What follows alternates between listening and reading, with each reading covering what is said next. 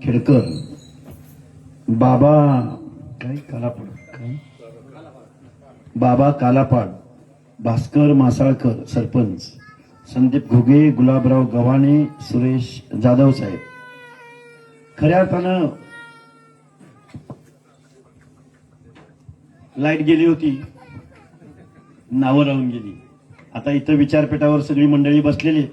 आता तुमची नावं हळूहळू एक एक घेतो, काळजी करून. आता नावासाठी नाही चाललं, हे खरं तर गावगाड्यातल्या ओबीसींसाठी चाललंय. आज रोजी आपला आवाज शासनापर्यंत पोचत नाही. एक माणूस बसला, त्यानं दोन आडव्या तिडव्या एकदम कमरेखालच्या भाषेत शिव्या दिल्या. पटा पटा पटा पटा पटा, गोदापट्ट्यातले असो, महाराष्ट्रातले असो, कुठली कुठली कुठली हौशी गौशी नवशी येते ती गोळा होते ती. लगेच सरकार म्हणते अहो 20 गुंठ्याच्या जागेत माणसं किती बसू शकते ती सांगा बरं मला.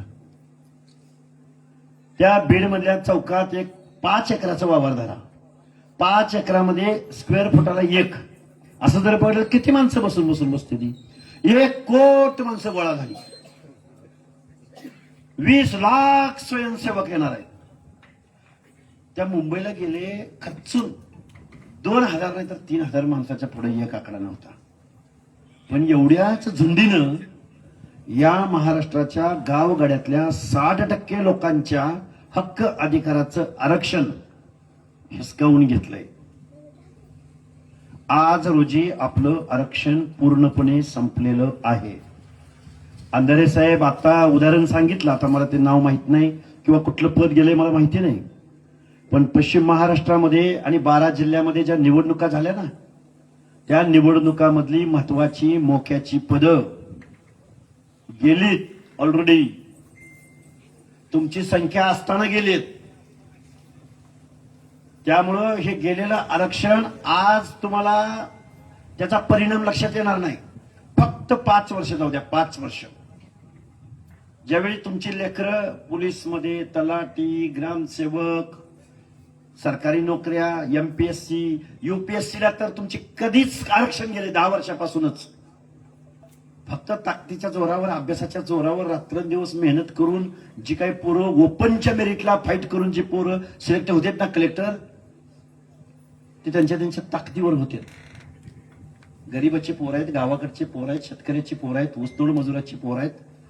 रात्रंदिवस मेहनत करून पोरं सिलेक्ट होत आहेत, पण त्या आरक्षणाचा फायदा होत नाही, कारण धोरण ठरवणारी माणसं वेगळी आहेत. आज खरं तर तुमच्या गावामध्ये आलोय आम्ही. काय झालं, आम्ही 1 तारीख जाहीर केली. तुम्हाला काही ठोकाळ उदाहरणं सांगतो. ही उदाहरणं सांगताना तुम्हाला असं वाटेल की मी राजकारणावर बोलतोय, पण राजकारणातूनच सगळ्या गोष्टी ठरत असतील तर ते तर बोलणं खूप आवश्यक आहे. सातारा जिल्हा परिषदेचं अध्यक्षपद ओबीसी साठी राखीव होतं. उदाहरणं सांगतो थोडी आणि एक 15-20 मिनिटात भाषण संपवतो. तर त्या सातारा जिल्हा परिषदेच्या, बरं का सरपंच अंधारे साहेब, सातारा जिल्हा परिषदेचं अध्यक्षपद ओबीसी साठी राखीव होतं.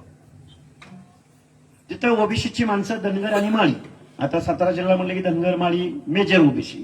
ते बारके भटक्यातले पण आलेत बरं का, झडपी मेंबर निवडून आहेत. 6-7 जण झडपी मेंबर ओबीसीचे निवडून आले. तर ते ओबीसीचं जिल्हा परिषद अध्यक्षपद ज्यावेळी राखीव झालं, ज्या दिवशी जिल्हा परिषद अध्यक्षाची निवड होती, आपली नटून बसली होती माणसं. आता झडपी अध्यक्ष आमच्या 6 पैकी कोणाला तरी मिळणार. बादराने सगळ्यांना सांगून ठेवलं होतं, कागदपत्र जमा करून ठेवा, टाइमात जिल्हा परिषदच्या आवारात या, साताऱ्यात लवकर या, देवाला कुलदैवताला जाऊन या, तयारीत राहा. सगळं गडी तयारीत राहिलं आपलं 5-6 जण. 11:30 वाजता जातीचा कुणब्याचा दाखला आणला आणि 1:30 वाजता त्या ओबीसीच्या जाग्यावर कोरेगावचे आमदार महेश शिंदेच्या पत्नीनं जिल्हा परिषदेचं अध्यक्षपद घेतलं. निवडून कशातनं आलेत? ओबीसीतनं नाही, निवडून आलेत ओपन मधनं. हे सातारा जिल्हा परिषद अध्यक्षपद, फलटणचं पंचायत समिती सभापतीपद, दौंडचं नगराध्यक्षपद, ठोका सांगतो शेकड्यानं उदाहरण आहेत माझ्याकडे, मग ती यादीच भरल सगळी. पिंपरी चिंचवडचं महापौर पद, पुण्यातलं 42 ओबीसींच्या जागा नगरसेवकांच्या राखीव होत्या, त्यातले 31 नगरसेवक हे मराठा कुणबी निवडून आले ओबीसीच्या जागेवर. पुण्याच्या बाजूला एक फुरसंगी उरळी देवाची एक नगर परिषद आहे, त्या नगर परिषदेमध्ये खेडकर साहेब 9 जागा ओबीसीला राखीव होत्या. 9 जागा ओबीसीला राखीव होत्या. 9च्या 9 जागा मराठा कुणबी निवडून आले. हे आरक्षण का दिलं तुम्हाला? गावगाड्यातल्या माणसांना. ही माणसं डोंगराच्या कुशीला आहेत, ही माणसं कारुणारू आहेत, ही माणसं भटकणारी आहेत, ही माणसं काबाड कष्ट करणारी आहेत. या माणसांना पुढे येता आलं नाही. या माणसांचा सुद्धा या विकासात सहभाग असला पाहिजे. एवढी बहुसंख्येनं आहेत, एवढी बहुसंख्येनं आहेत, तरी यांचं नेतृत्व यांच्यातला एक माणूस घेतला पाहिजे ना. गावातला माणूस पॅनल लावतो, त्यावेळी गावातल्या प्रत्येक समाजाचा एक एक माणूस निवडतो, वस्तीचा निवडतो. त्या पॅनल प्रमुखाला जेवढं कळतं तेवढं इथल्या राज्यकर्त्यांना कळत नाही. कळत नाही नव्हे, ते तुमच्यावर अन्याय करतात, ते कळवूनच घ्यायचं नाही त्यांना. मी तुम्हाला हे का सांगायला लागलोय? शिक्षण आणि नोकऱ्यातलं तर कधीच बुडलंय. लेकरं अभ्यास करते ती, लेकरं मिलिटरी पोलीस भरतीसाठी तयारी करते ती. शिक्षकाची आता नोकर भरती 2017 सालानंतर निघाल्या, त्याच्यामध्ये तुमच्या जागा तुमच्या पर्सेंटेजच्या तुलनेत आल्या नाही. आता मी तुम्हाला हे सगळं का सांगायला लागलोय? कारण गावगाड्यातला जो ओबीसी आहे, जे भटक्या विमुक्त जाती जमाती आहेत, या लोकांच्या हक्क आणि अधिकाराचं आरक्षण एका चौथी नापास माणसाच्या सांगण्यावरनं गव्हर्नमेंटनं बेकायदा GR काढून, कायद्याला मान्य नसताना, सुप्रीम कोर्टाला मान्य नसताना, आयोगांना मान्य नसताना, आणि हा मराठा समाज ओबीसी मध्ये आल्यानंतर यांच्या स्पर्धेमध्ये हा टिकत नाही हे माहीत असताना सुद्धा ओबीसीचं आरक्षण संपवलेलं आहे. आता आपल्यातली काही माणसं म्हणतात आपल्यातले 150 हाके सर आपल्याला आरक्षण आहे, मग त्यांना मिळू द्या की. काय म्हणते ती? आपल्याला आरक्षण आहे, मग ह्यांना मिळालं, ह्यांच्या पोराबाळांनी कुठं जायचं? आरक्षण हे प्रतिनिधित्व आहे. ज्या माणसांचं प्रतिनिधित्व इथं आलं नाही, ज्या माणसांना इथल्या व्यवस्थेमध्ये भाग घेता आला नाही, जी माणसं गाव कुसापासून, तालुक्यापासून, निर्णय प्रक्रियेपासून, महत्वाच्या पदापासून दूर राहिली, त्या माणसांना प्रतिनिधित्व म्हणून संविधानानं आरक्षण दिलंय. मग आमच्या मनोज दादाच्या मागणीला म्हणजे फक्त मराठा समाजाचीच ही मागणी नव्हती. जरा ध्यान देऊन शांतचित्ता नाही का, ही मागणी जाट समाजाची होती, ही मागणी गुर्जर समाजाची होती वेगवेगळ्या राज्यामध्ये. हीच मागणी पाटीदार समाजाचे हार्दिक पटेल वगैरे ऐकून असाल मला तुम्ही. ह्या लोकांची त्या त्या राज्यामध्ये मागणी होती. आम्ही गरीब झालोय, आमची लेकरं बाळ गरीब झाले, तिने आम्हाला आरक्षण पाहिजे. मग देशानं, नरेंद्र मोदींनी विचार केला या गोष्टीचा.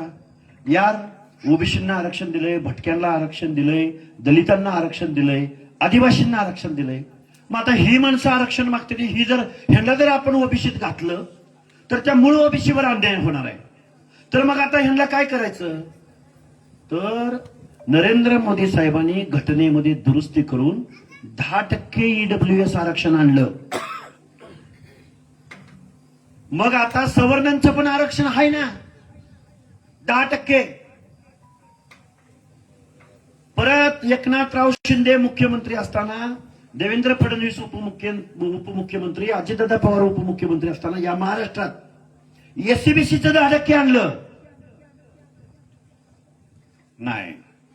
आम्हाला ईडब्ल्यूएस नको, आम्हाला एससीबीसी नको, फक्त एका जातीसाठी. एससीबीसीचं आरक्षण फक्त मराठा समाजासाठी आणलं, एका जातीसाठी आरक्षण देता येत नाही. तरी सुद्धा कायदा धाब्यावर बसून माननीय एकनाथरावजी शिंदे साहेबांनी आरक्षण आणलं. तरी पण आम्हाला हे आरक्षण नको. आम्हाला आरक्षण कुठलं पाहिजे? आम्हाला आरक्षण ओबीसी मधलं पाहिजे. त्याचं कारण असं तुमचा कुठेतरी एखादा सभापती, कुठेतरी एखादा झडपी सदस्य, कुठेतरी एखादा पंचायतीचा मेंबर, कुठेतरी 2-5 पोरं शिक्षक होत होती, कुठेतरी 2-5 पोरं नोकऱ्यामध्ये जात होती.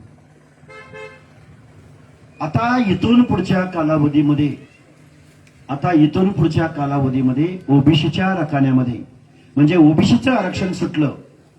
ते आरक्षण शिक्षणामधलं असेल, ते आरक्षण नोकऱ्यामधलं असेल, ते आरक्षण शिक्षक भरतीमधलं असेल, ते आरक्षण गावच्या सरपंच पदापासून ते जिल्हा परिषदेच्या अध्यक्षपदापर्यंत, नगर परिषद पर्यंत, महापौर पदापर्यंत असेल.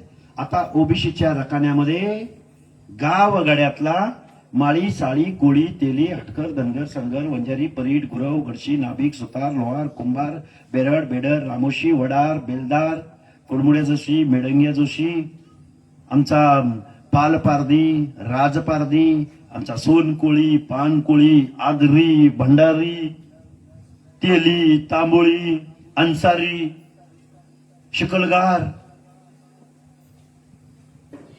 आता ओबीसीच्या रकान्यात दिसणार नाहीत. विसरून जावा. आणि तुमच्या हक्क आणि अधिकाराचं संरक्षण करायला महामानव डॉक्टर बाबासाहेब आंबेडकरांनी गावगाड्यातल्या शेवटच्या घटकापर्यंतच्या माणसाच्या हिताचं संरक्षण करणारा हा कायदा लिहिलाय, ही घटना लिहिल्या, हे संविधान लिहिलंय.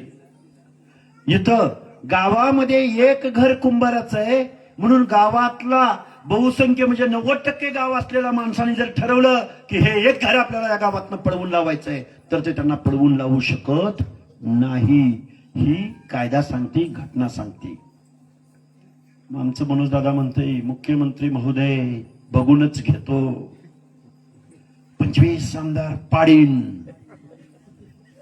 म्हणा राजेश टोपेला निवडून आण आणि पुढच्या वेळी त्या पंडिताला धसला आणि त्या सोळंकीला एवढ्यालाच तू निवडून आणून दाखव. 72 राजेश टोपे पराभूत आहे, हे दोघं निवडून आले, ह्यांना परत निवडून आणून दाखव. कारण गावच्या गाव तुमचे आहेत, वाड्याच्या वाड्या तुमच्या आहेत, 450 जाती आहेत. पण आता ह्या कागदावर आता मी तुम्हाला असं आभासी चित्र निर्माण करायला लागलोय. तुम्हाला वाटलं ही एक होणार का, मग ओबीसी आणि भटके एकमेकाला मान देणार का, आपल्या 450चा मेळा होणार का, आणि मग सप्त्याचा आपला काला होणार का, आणि काला झाला तर त्याचा मान कुणाला द्यायचा, आणि मग एवढा मोठा आपला शत्रू आहे तुमची कंदुरी कराय बसलाय. कंदुरी तुम्ही बकरी आहात, तुम्ही साधी आहात, तुम्ही भोळे आहात, तुम्ही असंघटित आहात, तुम्ही आगतिक आहात, तुम्ही काबाड कष्ट करणारे आहात, तुम्ही पंढरीच्या वारीत वारकरी आहात पंढरीचे. माझं घर भलं, माझं शात भलं, माझी जनावरं भली, माझी लेकरं भली. कष्ट करीन, पोटाला खाईन. कष्ट नाही केलं कुणाचं लुबाडणार नाही, कुणाच्या वाळल्या पाचळ्यावर पाय देणार नाही, कुठल्या डीसीसी बँकेचं 2 कोटी रुपये कर्ज बुडवणार नाही, कुठल्या शासनाची स्कीम मिळणार नाही, कुठल्या बँकेत आपल्याला उभं करत नाही. कोण बुडवतं कारखान्याचं कर्ज, कोण बुडवतं डीसीसी बँकांची कर्ज? तुम्ही आम्ही गावगाड्यातली विस्थापित. आणि आपण जर बलदंड असतो तर तुम्हाला मला आरक्षण संविधानानं घटनेनं कशाला दिलं असतं? बरोबर आहे का चुकीचं अंधारी साहेब? काय चुकीचं बोलतोय का? तुम्हाला आम्हाला एक सांगले, एक घर आहे, लय वाटा केलास ना घर काढून लावीन. माझला काय रे ही भाषा? एक वस्ती असली ना लय टूर करतोय काय बघून घेतो तुला. मग तुमचं कितीही खरं असलं, तुमचा कितीही संत असला, तुमचा कितीही प्रामाणिक असला तर तुम्हाला गावगाड्यामध्ये किंमत मिळत नाही. त्याला चळवळ राबवावी लागते, त्याला एकमेकाचा अधिकार समजावून सांगायला लागतो, आणि त्या चळवळीला पुन्हा वाघाचं काळीज असलेला स्वर्गीय गोपीनाथराव मुंडेंसारखा माणूस असावा लागतो. आता टाळ्या घ्याय म्हणून बोललो नाही बरं का, विचारानं बोलतोय. एक माणूस होता, इकडं ऊसतोड मजुराच्या खांद्यावर हात ठेवणारा पण कामगार नेता होता. त्याच्या मनामध्ये सुद्धा हा माझा नेता आहे असं वाटायचं. आणि तिकडं छत्रपती शिवाजी महाराजांच्या वंशजाला म्हणजे उदयनराजांना तुम्हाला राजकारणात आलं पाहिजे, मी तुम्हाला आमदार करतो, आमदार झाल्यावर मी तुम्हाला मंत्री करतो. मुंडे साहेब म्हणायचे माझ्याकडे जादूची छडी आहे, जादूची कांडी आहे, मी आमदारही करतो, मी मंत्रीही करतो, मी सरकारही आणतो. आत्ता सारखं सरकार नव्हतं, कुणाला राग आला तर येऊ द्या बरं का आमदार साहेब.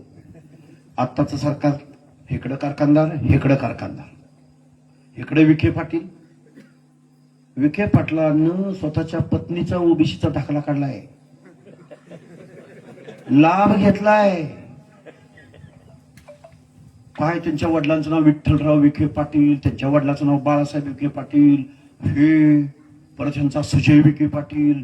4 पिढ्या कारखानदारीमध्ये, दारूच्या उत्पादनामध्ये, महत्वाच्या कायम महसूल मंत्रीपद, कृषी मंत्रीपद, कायम सत्तेत. शिवसेने सत्ता आली, बाळासाहेब विखे पाटील केंद्रात मंत्री. अरे 1 वर्ष तरी सत्तेच्या बाहेर राहावा की, आणि परत तुम्हाला आमच्या मागासवर्गीयांच्या भटक्यांच्या ताटातलं उष्ट खावावं लागतं. हे काय वास्तव बोलतोय. महात्मा ज्योतिराव फुले, राजर्षी शाहू महाराज, डॉक्टर बाबासाहेब आंबेडकर जर जन्माला आले नसते तर तुम्हाला आम्हाला ह्या अवलादीनी मताचा अधिकार दिला असता का? दिला असता? मत देऊ दिली असती का? आता त्या महामानवाने गावगाड्यातल्या हर एक माणसाला मताचा अधिकार दिला, म्हणून आता त्या मताचा बाजार म्हणलाय बहादुरांनी. तुला दिलाय ना मताचा अधिकार. गडी मळ्यात गोट्यात काम करत असला, असा शहाण काढत असला, बंडी मळलेली असली, धोत्राचा खोचा खावलेला असला, डोक्यावर काहीतरी मुंडासं बांधलेलं असलं, कडी एससी गाडीतनं पळत पळत पळत येते, खांद्यावर हात ठेवते, चल राहू दे, चल बस बस बस बस. का? कारण तुमच्या मताला अधिकार दिलाय महामानवानी. आणि त्या मताचं काय म्हणायचं? त्याला सांगितलं 10,000 रुपये दिले त्याच्याकडं, आज मटण बेटण आणा किंवा आज कालवण बिलवण आणा, काहीतरी करा, तुमची काय अडचण आहे वस्तीची सांगा बरं. अरे 500,000 रुपये म्हणजे तुमचं लाख मोलाचं मत, तुमच्या पुढच्या पिढ्यांचं भवितव्य, तुमच्या पुढच्या पिढ्यांच्या शिक्षणाचं धोरण, तुमचं ओबीसीचं आरक्षण. आरक्षण कुणाला दिलं गेलं? ज्या माणसांचं प्रतिनिधित्व इथं नाही त्या माणसाला आरक्षण दिलंय. हो, अरे तुम्ही सहकारात, तुम्ही कारखान्यात, तुम्ही रयत शिक्षण संस्थेत, तुम्ही रयत शिक्षण संस्था म्हणजे सगळ्या शिक्षण संस्था, नाहीतर रयत म्हणजे आमच्याकडे खूप मोठी कर्मवीर भाऊराव पाटलांची संस्था आहे म्हणून आमच्या तोंडात ते नाव येतंय. संस्था तुमच्या उद्या थांबा, एका हायस्कूलमध्ये 3 जागा जर ओबीसीच्या निघाल्या, ओबीसीच्या 3 जागा निघाल्या, त्या कुणाला मिळतील आता इथून पुढच्या काळात? कुणबी नाही, डुप्लिकेट, बोगस. हा, अरे ही भारी भारी भारी, चल छान, नको आता बोलू. तर मला काय म्हणायचंय तुमच्या लक्षात येत आहे का? हे आपले हक्क अधिकार वाचवायला फुले शाहू आंबेडकर परत जन्माला येणार नाहीत. आता परत एवढी भांडणं लावलेली आपल्यात, कुणाला तरी सोडते दी, काहीतरी बोलते दी. कुणाच्याही भूलतापांना बळी पडू नका. ही जी इथं व्यासपीठावर बसलेली मंडळी आहेत सगळी, रात्रंदिवस आम्ही ओबीसीची चळवळ, आम्ही काय कारखानदाराची पोरं नाही, आम्ही काय कुठल्या आमदार खासदाराची पोरं नाही, आम्ही कुणाच्या बापाला घाबरणारे नाही. आम्ही फक्त एकच म्हणतोय की आमचं आरक्षण टिकलं पाहिजे. आणि आमची मागणी तर काय, हे आमच्या ताटात वाढलंय 18 पगड जातीचं, या ताटाला हात लावू नका. तुम्हाला 10% दिलंय ते घ्या, तुम्हाला एससीबीसी दिलंय ते घ्या, दिलंय ना तुम्हाला. कोण आपल्यातला एखादा जर नकटा आला आणि म्हणला आपल्या पोरांना आहे ना, मग त्यांच्या पोरांना मिळू द्या की, तुमची काय अडचण आहे, एक ठेवून द्यायची कानाखाली. हे का बोलतोय? अरे दिलंय ना, कुणी सांगितलं दिलं नाही म्हणून? सांगितलं कुणी? तुमच्या आमच्या अज्ञानाचा फायदा घेताय, तुमच्या आमच्या विखुरलेपणाचा फायदा घेताय. तुम्ही आम्ही रस्त्यावर झुंड दाखवू शकत नाही, तुम्ही आम्ही युक्तिवाद करू शकत नाही. आता काल परवापासून टीव्हीवर काय चाललंय तुम्हाला माहिती आहे? आपली खूप मोठी माणसं आहेत ओबीसीची चळवळ लढणारे. आपण महाराष्ट्रामध्ये खूप मोठे एल्गार मेळावे घेतले. निवडणुकीच्या अगोदर ओबीसी अडचणीत होता, निवडणुका काढून घेतल्यानंतर ओबीसीचं आता काय अडचण नाही. नकोय ना, असं नकोय. आम्ही आजही नेते मानतो, उद्याही नेते मानतोय, परवा दिवशीही नेते मानतोय. तुम्ही आमचे नेतेच आहात. नेते आहात की नाही आहात? आज तुम्ही इथं तुम्ही बसलाय, तुम्ही सगळी माणसं इथं आहेत म्हणून मी सारखं मुंडे साहेबांचं नाव घेतोय असं नाही बरं का साहेब. आज मुंडे साहेब अस्तित्वात असते ना, देवा शपथ सांगतो मी, माझ्या कुलदैवता माझ्या आई बाप्पा शपथ सांगतो तुम्हाला, आज हा माणूस म्हटला असता पवार साहेब आपण एकत्र बसूया. आता पवार साहेब काय पदावर आहेत का? कशाला मी पवार साहेबांचं नाव घेऊ? नाही, पण पवार साहेबांनी फोन केल्यावर नरेंद्र मोदी पण इथे येतात. म्हणजे राजकारणाच्या पलीकडं, मुख्यमंत्र्याच्या पलीकडं, पक्ष पार्टीच्या पलीकडं एक जुना माणूस म्हणलं तर पवार साहेब आहेत. हे बघा, ती पक्ष पार्टी सोडून देऊ ना, जात पात पण सोडून देऊ, पण पवार साहेब महाराष्ट्राचे नेते आहेत का नाही? मान्य करतो का नाही आपण? आता जुना जाणता माणूस कोण आहे? पवार साहेब. माझी मुंडे साहेब जर असते पवार साहेबांना म्हणले असते. हे का म्हणतोय माहितीये का? मी उगं मोगाम बोलत नाही बरं का. ज्यावेळी साखर कारखान्यांचा, ऊसतोड मजुरांचा प्रश्न यायचा ना, त्यावेळी मुंडे साहेब आणि पवार साहेब एकत्र बसायचे नाही राव, ह्यांना टनाचा दर दिला पाहिजे, या वाहन मालकांना टनामागे दर व्यवस्थित दिला पाहिजे. मग ऊसतोड मजुरांची आणि कारखान्यांची जी संपाची कोंडी फोडायचं काम कोण करायचे? गोपीनाथरावजी मुंडे करायचे. वकूफ पाहिजे हो, हर एक माणसात विश्वास पाहिजे, हर एक माणसानं तुमच्यावर विश्वास ठेवला पाहिजे. मी मगाशी तुम्हाला सांगितलं ना, गावच्या गावं आपली आहेत. तुम्ही विखुरले गेल्याचा तुमचा फायदा इथल्या व्यवस्थेने घेतलाय. तुम्ही गावगाड्यातल्या छोट्या छोट्या ओबीसींच्या मनात विश्वास निर्माण केला पाहिजे. अरे तुझं घर एक असलं तर आम्ही आहोत मेजर ओबीसीची. मेजर ओबीसी म्हणजे कोण? माळी, धनगर, वंजारी, तेली, लिंगायत. या माणसाची जिम्मेदारी आहे, कारण पॉकेटच्या पॉकेट आपले आहेत. आपलं गाव एकाच दुसरं नाही, आपली चांगली एखादी वाडी तरी असते. त्या ओबीसीला जाऊन सांगितलं पाहिजे, राजा मिळालं सर आम्हाला राजकारणातलं आरक्षण, पण शिक्षण आणि नोकऱ्यामध्ये तरी सगळ्यांना आरक्षण आहे का नाही? आपल्याला हे टिकवायचं असेल तर आपण युती करूया, आपण पुढे जाऊया. मग अशी तुम्हाला काय म्हणलं, गाव आपला आहे, गाव गाडा आपला आहे. 350 जाती या ओबीसी मध्ये आहेत. आणि मला एक कळत नाही, आमचा मराठा बांधव राज्यकर्ता, शासन करता, आमचा मोठा भाऊ, आमची लेकरं गरीब झालीत असं म्हणणारा, या महाराष्ट्रामध्ये, या देशामध्ये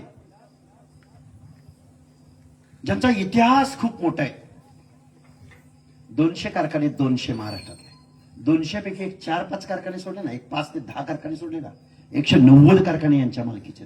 आणि शिक्षण संस्थांचं जर गणित मी आडवं आणि उभं सांगितलं, अनुदानित आणि विना अनुदानित सांगितलं, तर मग तुम्ही म्हणजे डोकं हँग होऊन जाईल. तुमच्या वाट्याला महाराष्ट्राच्या तिजोरीतलं पैसे किती येतात याचा आकडा जर सांगितला ना, आज इथे यायला उशीर का झाला माहिती आहे आम्हाला? आम्ही मांजरीला, पुण्याच्या अलीकडं, एका झोपडपट्टीमध्ये, एका गल्लीमध्ये आदिवासी समाजाचं एक वसतिगृह आहे. आणि त्या आदिवासीची 4-5 पोरं तिथं उपोषणाला बसली. ती आज 13 दिवस झाले. तर काय बोललो मी तुम्हाला? 13 दिवस झाले तर पोरांनी उपोषण धरलंय एका गल्लीमध्ये. अशा तिथं गेलो, वसतिगृह बघितलं. पोरं काय मागते ती? पोरं मागते ती आम्हाला चांगलं जेवण द्या, आहार द्या. पोरं म्हणते ती आमच्या ह्या अडचणी द्या. आता आदिवासी म्हणल्यावर थोडं उशिरा शिक्षणात येतं, ती वयाची अट रद्द करा.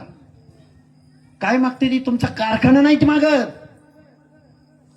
तुमची आमदारकी नाहीत मागत, ती पोरं तुमची सूतगिरणी नाहीत मागत. अरे पोरं, डोंगराच्या कुशीला राहणाऱ्या आई बापाची लेकरं, आम्हाला 10वीचं, 12वीचं, 13वीचं, 15वीचं आम्हाला शिक्षण घेऊ द्या. नाहीत देत, नाही मिळत त्यांना. तुम्ही आम्ही गावगाड्यातली माणसं, शारीरिक श्रमाचं काबाड कष्ट करणारी माणसं, तुम्ही आम्ही कसं बस आता चांगली कपडे तरी घालायला लागलोय, चांगली घरं बिरं तर बांधलेत आपण, आता आपण व्यवस्थित जीवन तर जगायला लागलोय. कुणाकडे 2 व्हीलरची 4 व्हीलर आल्या, सायकलची मोटरसायकल आल्या. आता आपल्या गावामध्ये कच्च्या रस्त्याचा पक्का रस्ता झालाय. मग आपण बघा एखाद्या हायवेवरनं गेलो की वाटतं, हकेसर लय बरं चाललोय राव, तुम्ही काय लागला सांगायला राव, माझ्या गाड्यात आता पोराकडे बुलेट आहे. आता एखादा शिक्षक रिटायर झालेला असेल, सरकारी नोकरीतला रिटायर झालेला, पोलीस मधला रिटायर झालेला माणूस असेल, पण त्याची पोरं इंजिनियर होऊन, डॉक्टर होऊन, टीईटी होऊन, नेटसेट होऊन, पीएचडी होऊन घरी आहेत. जबाबदारीनं सांगतोय, मागची पिढी होती त्यावेळी आरक्षण होतं म्हणून तुमच्या लेकरा बाळांना संधी मिळाली. पण 2026 सालानंतर तुम्ही कलेक्टर म्हणून जरी रिटायर झाला तर तुमच्या पोराला सहजासहजी नोकरी लागणार नाही, कारण तुमचं धोरण संपल्यात समय. काहीतरी मोगम फेकायचं म्हणून तुमच्या समोर फेकत नाही, काहीतरी तुम्हाला टाळ्या मिळवायच्या म्हणून नाही बोलत. खूप जबाबदारीनं ही भूमिका मी तुमच्या समोर मांडतोय. 2017 साली शिक्षक भरती झाली होती. त्या शिक्षक भरतीमध्ये 50% ओबीसीच्या मागासवर्गीयांच्या जागा कपात केल्या होत्या. आता परत निघाली. आता कुणाला 2% आहे, कुणाला 3.5% आहे, कुणाला 1.5% आहे. नाही मिळाल्या त्यांच्या त्या टक्केवारीच्या प्रमाणात जागा नाही आल्या.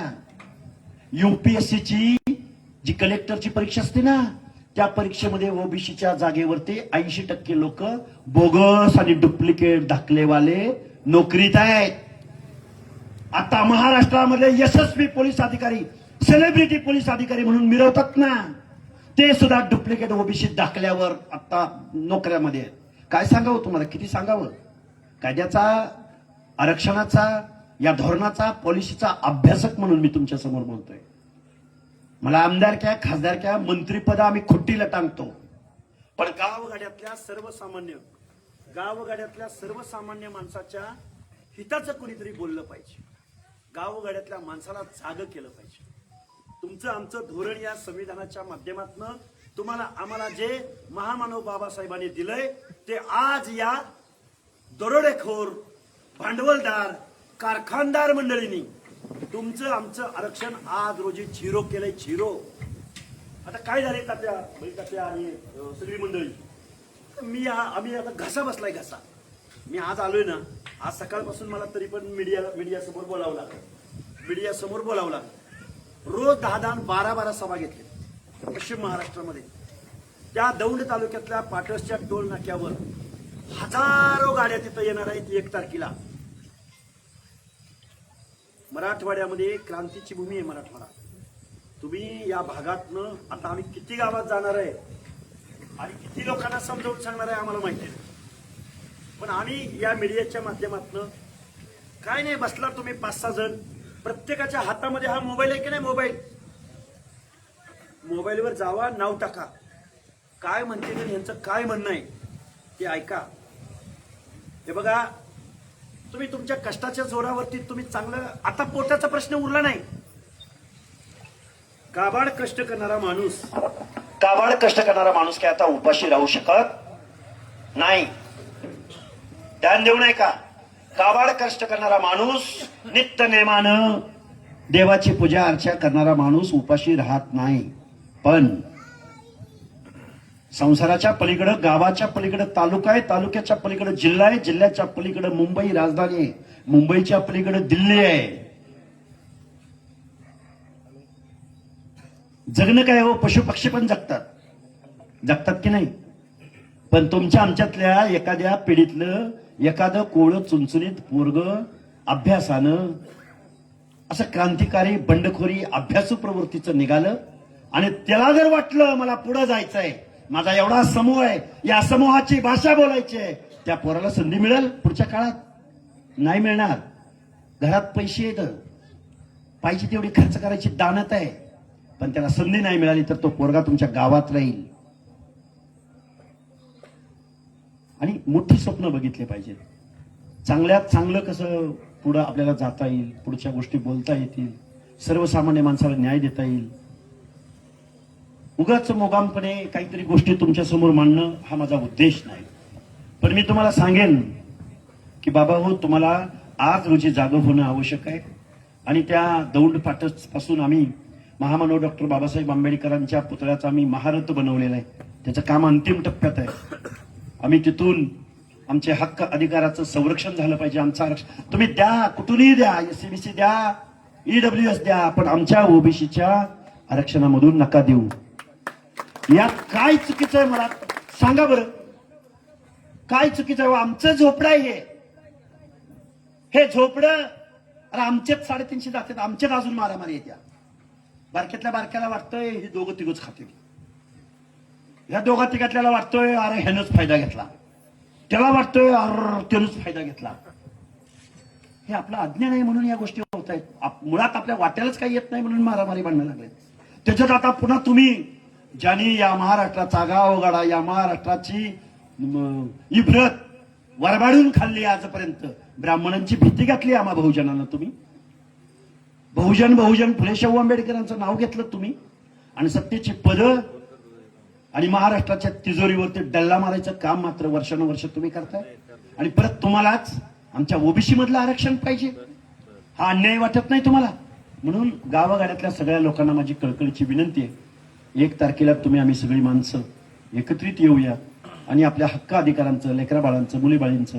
आता तुम्हाला सांग बघा, आता हे गाव कुठलं आहे? बोरेगाव आणि संत वामन भाऊनगर, बरोबर का? आता तुम्ही मला उत्तर द्यायची, आपल्या वाडीवर कितवीपर्यंत शाळा आहे? शाळाच नाही. बर, आजूबाजूला कुठली शाळा आहे तुमची? मराठी शाळा 4थी पर्यंत. पहिलीच्या वर्गात किती मुली, पहिलीला मुलींचं बोलतोय, मुलांचं 2 मिनिटांनंतर बोलू आपण. किती मुली ऍडमिशन घेतात पहिलीला? एक आपण 50 पकडू. 50 मुलींनी आपल्या गावगाड्यातल्या भटक्यांच्या ओबीसीच्या 50 मुलींनी पहिलीला ऍडमिशन घेतलं. त्या 10वीला जाईपर्यंत त्यातल्या किती टिकतात? 25 किती टिकतात? 5 टिकतात. मग त्या 12वीला जाईपर्यंत किती टिकतात? किती? अरे खरं सांगायचं, उगाच नाही सांगायचं. 4-5 टिकतात. पुन्हा त्यातल्या डॉक्टर किती होतात, इंजिनियर किती होतात, वकील किती होतात, जज किती होतात? मुलींचं बोलतोय मी, मुलांचं तर अजून. अरे एक काळ असा होता, 60चा 70चा 80चा काळ असा होता, प्रत्येक घरातलं पोरग, प्रत्येक घराचं शहाणपण कशावर ठरायचं, मोठेपण कशावर ठरायचं, तर पोरगा किती शिकलंय, पोरीला किती शिकवलंय. आणि आता घराचं शहाणपण कशावर ठरतोय? पैशावर, ह्याच्यावर, त्याच्यावर. हे बघा, शिक्षण आणि शहाणपण हे पैशानं खरेदी करता येत नाही. म्हणून ही शिक्षण मिळण्यासाठी जे आपल्याला हे जे काय ओबीसीचं आरक्षण दिलंय, विजयंतीचं आरक्षण दिलंय, याचं संरक्षण करण्यासाठी तुम्हाला आम्हाला एकत्र यायचंय आणि बेकायदा निर्णय घेणाऱ्या या सरकारला जाब विचारायला 1 सप्टेंबरला आपल्याला मुंबईच्या दिशेने जायचंय. ज्या पद्धतीने वारी निघते, आता शेवटचं एवढं सांगतो आणि माझं मनोगत थांबवतो. वरुण राजा आहे, पाऊस यायला लागलाय आणि आम्हाला पण अजून पुढचा खूप मोठा प्रवास आहे. बरोबर आहे का? बरोबर सरपंच, काय बरोबर आहे का? हराळे साहेब, सुनील, उघडे साहेब, लय मोठी जिम्मेदारी आपल्यावर. जायचं नाही 8-15 दिवस घरी. वारकरी वारीला निघतो त्यावेळी तो तयारीने निघतो, आळंदीला जातो, पिकअप नेतो, टेम्पो नेतो, जीप नेतो, क्रुझर नेतो की नाही? मग आळंदीतनं निघालेली माणसं, वारी बरोबर किती माणसं असतात खरं सांगायचं? त्या माऊलीच्या पालखी बरोबर माणसं किती असतात? म्हणजे आळंदीपासून पंढरपूर पर्यंत चालणारी माणसं किती असतात? Start to end. लय झालं तर 1000, नाहीतर 2000. पण ती पालखी पुण्यात आली, बघेल तिकडं माणसं, रस्ते बंद, अख्ख्या पुण्याला सुट्टी. कारण माणसं तिथं येऊन जमा होतात. तिथून वर कुठं आली? देवे घाटातनं वर गेले, सासवडमध्ये आले. परत त्या सासवड परिसरामध्ये 100 किलोमीटर मधली माणसं तिथं जॉईन होतात. पुन्हा तिथून पुढे बारामतीकडे सरकली तर ती सासवडची माणसं माघारी घराकडे जातात. पुन्हा बारामती परिसरातली माणसं तिथं पालखीच्या दर्शनाला येतात. तिथनं पुढे 25 किलोमीटर सरकली, पुन्हा त्या परिसरामधली, मग त्या पालखी बरोबर माणसं स्टार्ट टू एंड किती दिसतात? 1000. तसा हा ओबीसीचा रथ, ओबीसीची संघर्ष यात्रा पुणे जिल्ह्यातल्या पाटसच्या टोल नाक्यावरून मुंबईकडे निघणार आहे. आपण देवासाठी, आपण धर्मासाठी, आपल्या संस्कृतीसाठी, आपल्या मातीसाठी खपणारे आणि मातीशी इमान राखणारा ओबीसी आहे. तर आपल्या आरक्षणाचं इमान राखण्यासाठी आपण दौंड पाटसवरनं मुंबईला निघूया. पहिल्या दिवशी 1000 गाड्या असतील, पुण्यात जाईपर्यंत त्या 1000 मधल्या 200 कमी होतील, पण पुणे परिसरातल्या 500 त्याला जॉईन होतील. पनवेलपर्यंत जाईपर्यंत त्यातल्या 500 कमी होतील, पण पनवेलला गेल्यावर आगरी, कोळी, भंडारी, कराडी, मुंबई परिसरामधला चाकरमानी पोटासाठी तिथं गेलेला, हे माझी गाडी बंद ठेवायला लागत्या. तुम्हाला एक उदाहरण सांगतो. हे आपलं जिंतूर, आपल्या ह्यांचा मतदारसंघ, नागरे साहेबांचा काय कुठला जिंतूरच ना, जिंतूर. एक माणूस आहे, तुम्हाला प्रामाणिकपणानं सांगतो, सुशिक्षित माणूस आहे. एक त्याचं काहीतरी अशी ट्रक आहे त्याचा. तो काय बोलला माहितीये साहेब, डोळ्यातनं पाणी आलं त्याच्या. सर म्हणले मी काय तुम्हाला देणगी देऊ शकत नाही, मी काय गाड्या बेड्या देऊ शकत, पण माझी एक गाडी आहे चांगली कोरी करकरीत, चांगली व्यवस्थित गाडी आहे. मी 8 दिवस माझी गाडी घेऊन उद्या तुमच्याकडे येतोय. तिला रथ बनवा, तिच्यावर डेकोरेशन करा, तुम्हाला काय करायचं ते करा. 8 दिवस माझी गाडी आणि मी तुमच्या या यात्रेमध्ये सामील होणार. नागरगोजे नावाचा असा काहीतरी एक कार्यकर्ता आहे. काय त्या माणसाची भावना आहे की तुम्ही एवढी लढाई लढताय, मी तुमच्या या यात्रेमध्ये सामील मला व्हायचंय, मला संधी द्या. मी आत्ता फोन नंबर देतो, त्याला फोन करा. त्याने फोटो पाठवलेत व्हॉट्सअपला, ते पण तुम्हाला दाखवतो. हे मी का मांडायला लागलोय तुमच्या समोर, कारण प्रत्येकाने या संघर्षामध्ये तुम्हाला सामील व्हायचं आहे. आणि इतिहास हा नेहमी संघर्ष करणाऱ्यांचा लिहिला जातो, गुलामगिरी करणाऱ्याचा, ताटाखालचं मांजर म्हणून जगणाऱ्याचा, कुणाच्या तरी अजेंड्यावर काम करणाऱ्याचा. माझ्या पक्षाला काय वाटेल, माझ्या नेत्याला काय वाटेल, मला पुढचं तिकीट मिळेल का, पुन्हा मला मंत्रिपद मिळेल का, असं कोण म्हणत असेल. चला धन्यवाद. तुम्ही सगळ्या लोकांनी शांत चित्तानं माझं मनोगत ऐकून घेतलं, त्याबद्दल मी तुमचं